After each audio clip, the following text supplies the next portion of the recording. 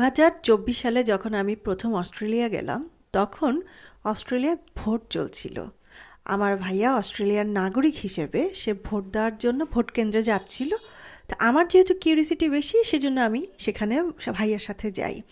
তো সেখানে দেখলাম কি সুন্দর শান্ত একটা ভোটের জায়গায় ভোট দেওয়া হচ্ছে মানুষের। কোনো সারা শব্দ নাই, নর্মালি লিফলেট দিচ্ছে, সবাই হয়তো একটু অনুরোধ করছে আমাদের কে ভোট দেবেন। তা আমি প্রথমে ভয় পেয়েছি যে আমি যাব না। ভাই আমাকে আবার ফোন করে ডেকে বলল, আয় ভিতরে, কোনো সমস্যা নেই। দেন আমি স্কুলের ভিতরে গেলাম, মোবাইল নিয়ে গেলাম, যেটা বাংলাদেশে সম্ভব না। তো আমি পুরো স্কুলটা ঘুরছি, যে এত বড় স্কুল, এখানে মানুষজন ভোট দিতে এসছে, আর সাথে মানহাও ছিল। তা আমরা হেঁটে হেঁটে যাচ্ছি, গিয়ে দেখি কি দারুণ এক অবস্থা, এখানে কোনো সারা শব্দ নেই, সবাই চুপচাপ লাইনে দাঁড়িয়ে ভোট দিচ্ছে। এবং অস্ট্রেলিয়ার একটা স্পেশাল বিষয় হচ্ছে, সেখানে ভোট দেওয়া বাধ্যতামূলক।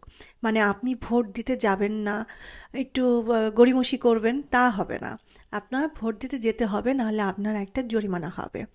তো এইখানে প্রত্যেকটা মানুষ সুন্দর করে লাইনে দাঁড়িয়ে ভোট দিচ্ছে, বাচ্চারা খেলছে, কেউ আছে বসে আছে, মানে রিল্যাক্স একটা ব্যাপার। এটা কি আদৌ বাংলাদেশে সম্ভব? না, সম্ভব না, কিন্তু স্বপ্ন দেখতে তো দোষ নেই।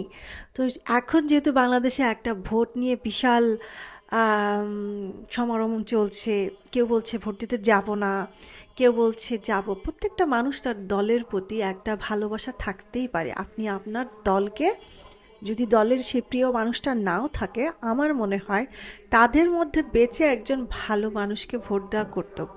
আমি ভয়েস ওভার দিচ্ছি, কিন্তু পাশেই দেখেন মানে পুরা মাইকে যত জোরে পারে একদম বয়ান দিয়ে যাচ্ছে, একদম পারফেক্ট সময়। বাংলাদেশে প্রচারণার যে ভয়াবহ দৃশ্য, শব্দ দূষণ, সব কিছুর অপব্যবহার, সেগুলো চলতে থাকবে যুগ যুগ ধরে। তবুও আশা ছাড়া যাবে না, আমরা আশাবাদী।